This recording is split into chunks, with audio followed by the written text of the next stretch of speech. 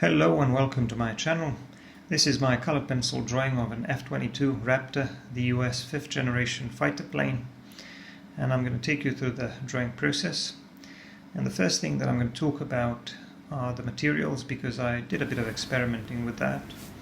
Now, as for the pencils, I'm going to be using a couple of different brands, but I mostly use Faber-Castell Polychromos. And as for the paper, I used 1000 grit sandpaper. I often like to use sandpaper with my colored pencil drawings, but here, because there is so much of the background to cover,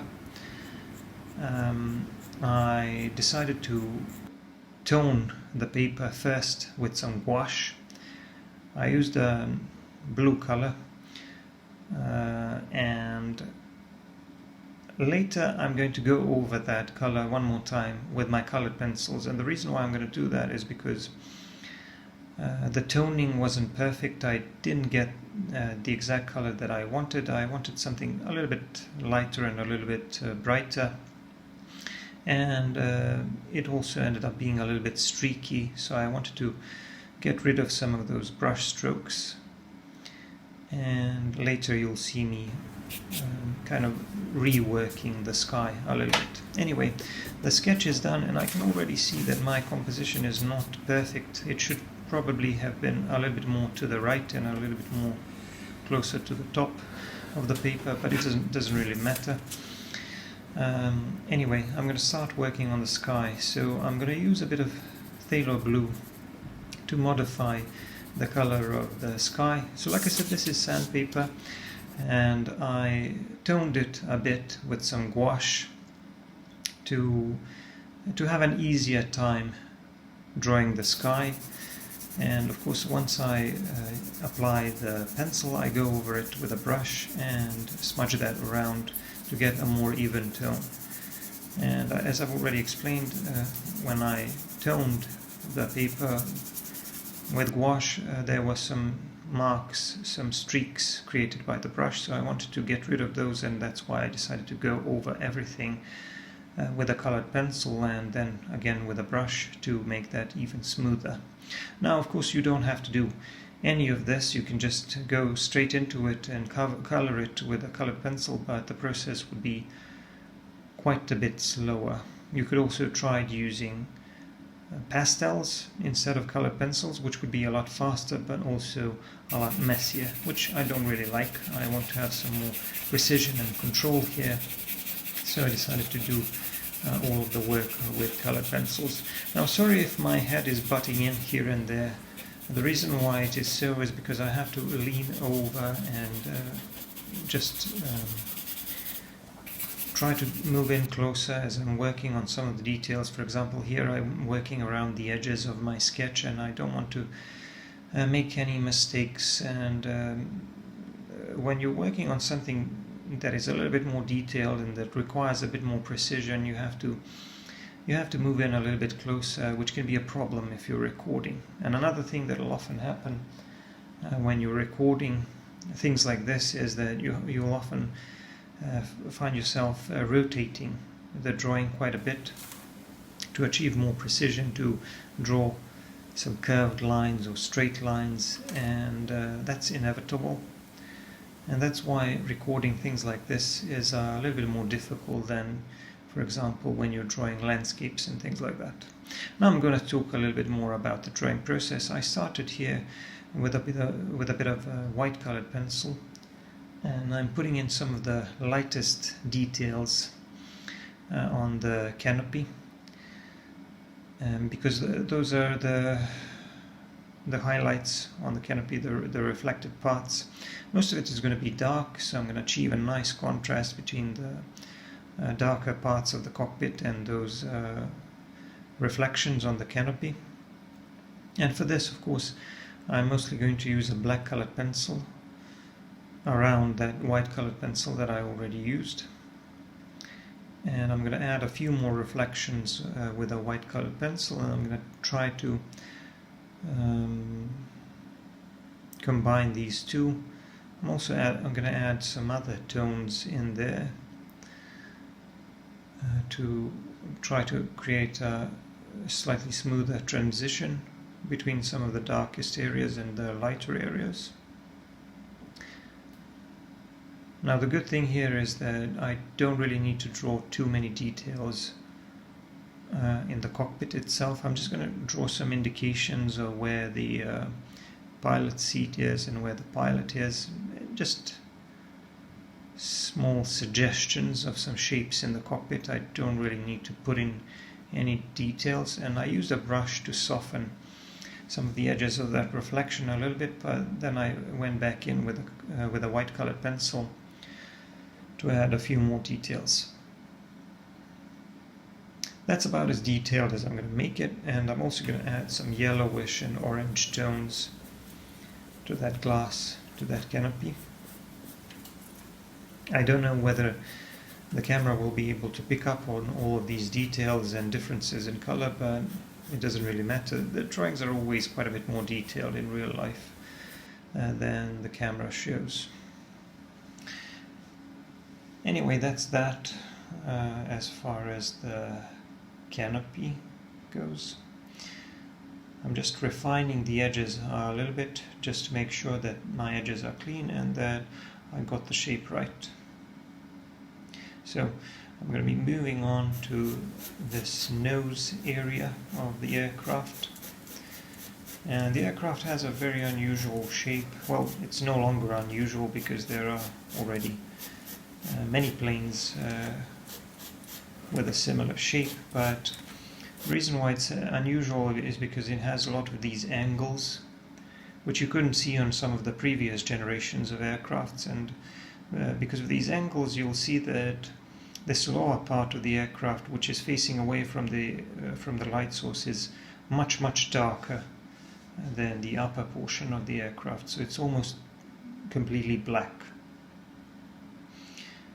And I do like that contrast.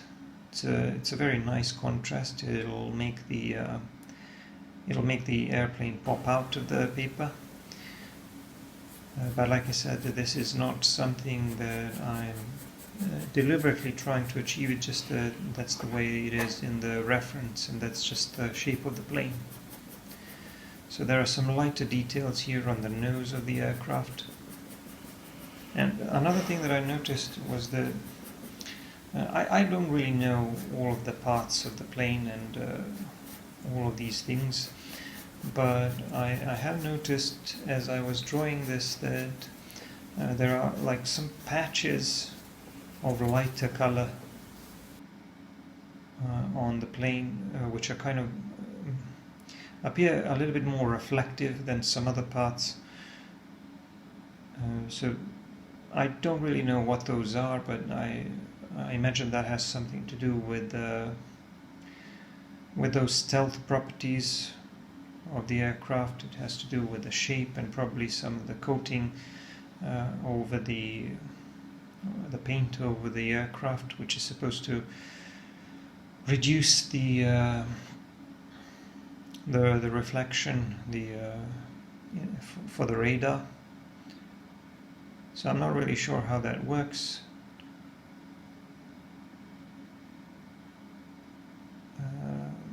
Many years ago I used to be a lot more interested in aircraft. I still like to draw an aircraft or two here and there, but nowadays I mostly draw landscape and wildlife and portraits, of course, but I still like to draw airplanes every now and then. But like I said, I used to study them a lot more when I was a teenager, and I was a lot more into this technology. I haven't been following these things for decades now, so I don't know which of these fighter planes are the best right now. I don't know which are the ones that are currently popular,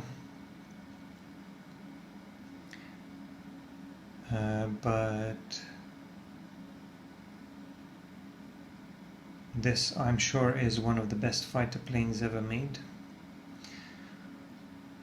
Even though I myself prefer Soviet aircraft or Russian aircraft, not only because I'm from Eastern Europe, but also I just like their appearance better, and I like some of the crazy stuff that the pilots are able to do with them. Anyway, I don't know how practical some of these things are, but let me get back to explaining the drawing process. So I'm using a combination of different colors here, but I'm mostly using a light gray, dark warm gray, white, and a black. So that's basically my range of colors for now, and that's what I'm using for most of this aircraft. Now here I drew the edge of the wing here, and I used a white color pencil because I want it to be a lot lighter, but I'm gonna kind of soften that a little bit using my blending tools and go over it with a bit of gray if needed. So I'm going over the edges here on the other side as well, and I'm trying to see how much the grays will show up against this background that I created using gouache. The whole thing is going to appear a little bit more bluish at first, but hopefully eventually I will achieve the tone that I want.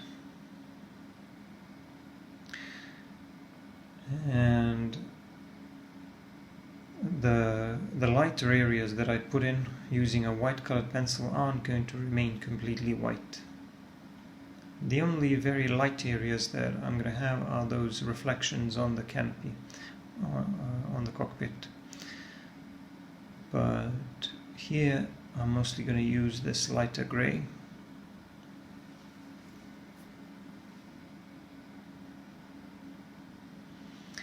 And as always, I try to do a bit of layering with colors, but the thing is that it's easier to blend here because of the type of the paper, because of the surface of the paper. Now I have to tell you, because this was toned with gouache, the sandpaper lost some of its properties, so it doesn't have that texture that it did initially, but it's still workable, and it still allows you to cover larger areas more quickly, and it allows you to blend a lot more easily than you would on regular paper, because the surface is still a lot more rough than regular paper, and it grinds down on the pencil, and it creates a lot of that pigment that you can move around. Normally you wouldn't be able to do that on regular paper, so if you want to try this on regular paper, I'm afraid that it's going to be a slightly different experience. Although some of the general things can still be applied, like, of course, staying consistent with the light source and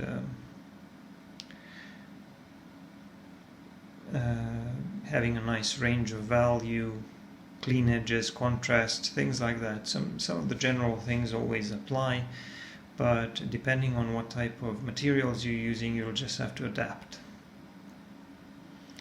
And like I said, this is sandpaper, but I've covered it with some gouache in order to be able to cover that large blue area a bit more quickly. Because one of the disadvantages of working with colored pencils on sandpaper is that, or any paper for that matter, is that they're not very fast as a medium. They're kind of slow, especially when you need to cover large areas. Pastels are a lot better at that, but pastels have some shortcomings of their own. So here I opted for colored pencils, and to make things easier I toned the background. I toned the paper first with some gouache, and that proved to be a good idea. Because this whole drawing would probably take an hour, a full hour longer if I didn't do that. But I guess you can do it that way, you don't have to tone the paper.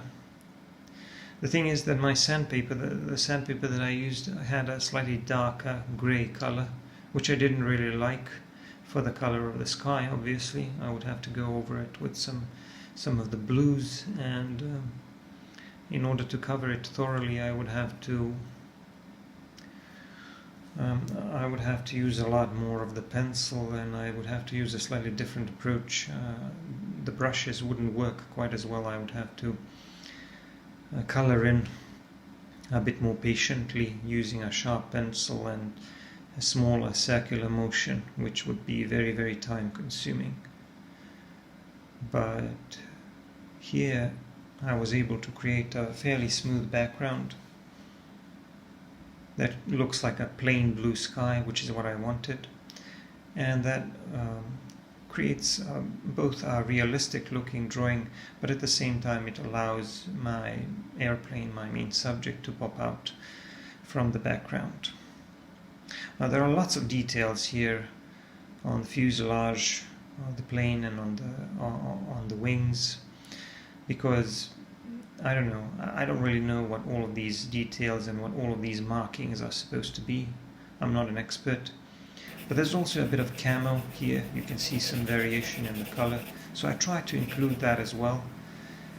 But some of these variations in color are a little bit subtle, so I try to avoid too much contrast for two reasons. First, because I don't really see too much contrast in the reference photos, but also because honestly I can't really make out all the details and I don't really understand what all of them are. So when you're not really sure what you're doing, it's a good idea to simplify things a little bit and to create a little bit less contrast, which is what I did. So here I'm moving on to these the vertical tail, and these are going to be a little bit darker than the rest of the plane because they're partly facing away from the light source, but the one that is closer to us, the one at the bottom, is even darker, and it's going to be almost black. And there's also some details on them as well. This middle area is a little bit darker, and I'm going to blend that first with a brush a bit to create a more even tone, and then I see that there is also a patch of even darker color there, like some sort of a camo. And once I blend this in, I'm going to include that darker patch, that camo patch as well.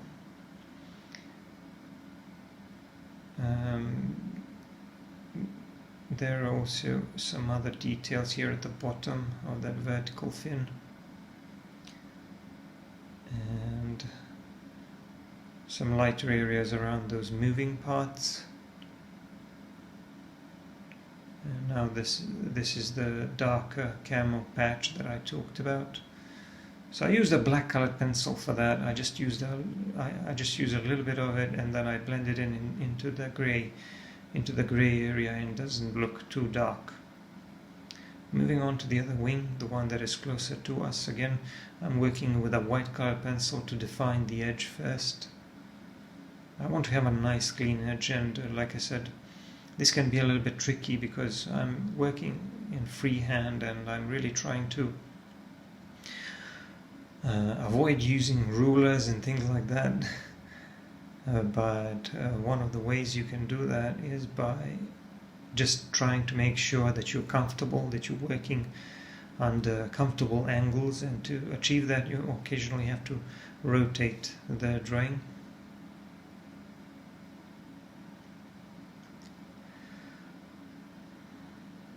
So again, some lighter details here in this other part of the fuselage, which is closer to the engine area, to the engines, to the exhausts rather.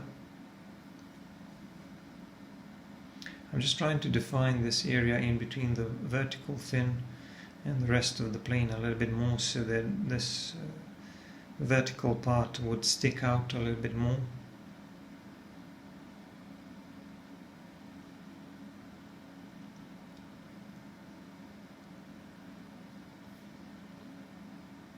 And there's a lot of variation in color here, but I'm mostly going to use this light gray as a base color, and then add other colors on top of that, but mostly white and black, to render all of those details that I want to create.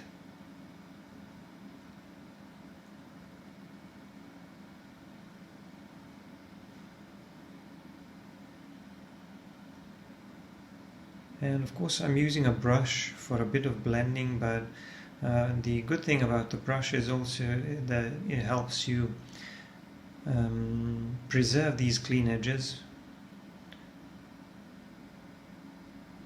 And another way that I can clean up the edges is by using the background color that I used for the sky and working around some parts of the aeroplane, just to clean up the edge further and to make sure that the edges look straight and clean, and that there is a lot of contrast between the aircraft itself and the background, because I need to have a clean edge to value between those two. There's a bit of shadow here coming from this other vertical fin, so I need to make this part darker. It's casting a shadow onto the part of the wing and the horizontal stabilizer as well. I'm going to use a black colored pencil for that. I think it's going to work fine, and I do like that contrast. Like I said, it's making the whole the whole shape of the aircraft a lot easier for me to explain the shape to the viewer. This is also a very interesting angle of this of viewing. I tried to pick one where the aircraft looks really nice.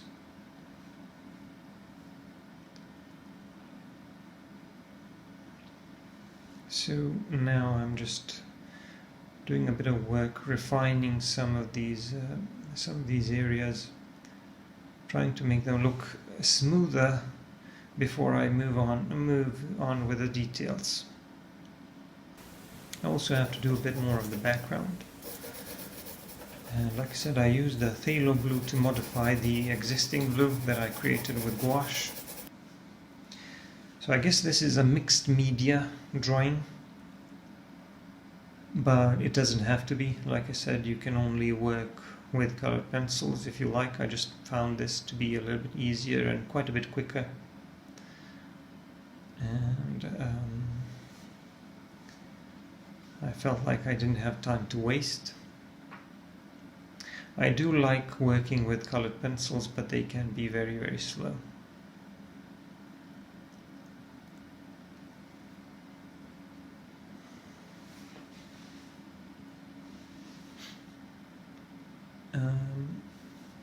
Another thing that I wanted to say about the pencils that I'm using, like I said, I prefer Faber-Castell Polychromos most of the time.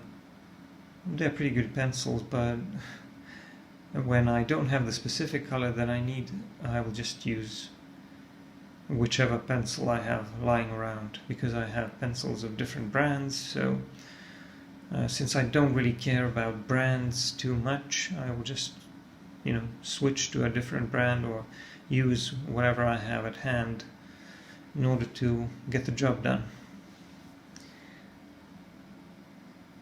If you can find a brand or a color pencil where you can buy color pencils individually, for example, you can buy only the colors that you need, that will be great. So if you have that option, that'll help you a lot, because there's definitely some colors that I use a lot more than others. And black is one of them, by the way. This is a Koh-i-Noor black pencil that I'm using here because I simply don't have any more of the Faber-Castell ones. I'm going to draw some markings, US Air Force insignia here on this left wing.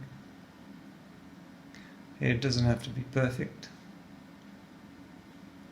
It just has to look good enough. After all, I can't really make out too much detail in my reference anyway.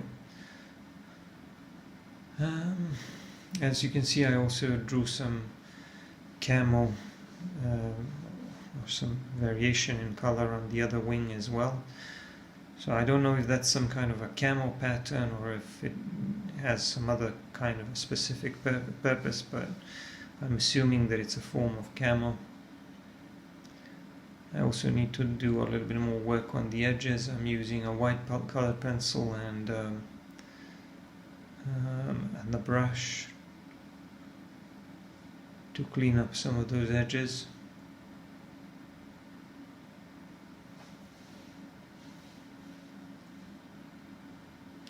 I didn't use tortillons that much here. I occasionally use them, actually I use them quite a bit on this type of surface, but here I just figured that the brushes that I have would do a much better job, and the brushes that I normally use are flat brushes, bristle brushes. These are a little bit harder, but they're very good for blending, and they're very good for moving the pigment around. And I'm using one of them right now for the sky. And speaking of the sky, like I said, I've used that phthalo blue to modify the color a little bit. And now I just need to add a few more details to these, to the other horizontal stabilizer. And after that, the drawing of the aircraft will be almost done. Just a bit of work on this corner here in the lower right part of the paper. And the drawing is almost done. I just need to clean up a few edges here and there, and maybe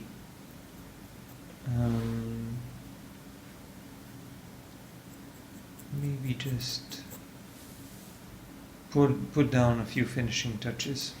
Didn't really like the shape of this vertical fin, so I decided to clean up the edge a little bit more. The drawing is now done. I'm going to use a black card pencil to put my signature in the lower right part of the drawing. And that will be all. Don't forget to check out my other videos, don't forget to subscribe, don't forget to give me a like and comment on my videos. And if you want to see longer videos, you should check out my Patreon. Thanks for watching, and I'm going to see you in the next one.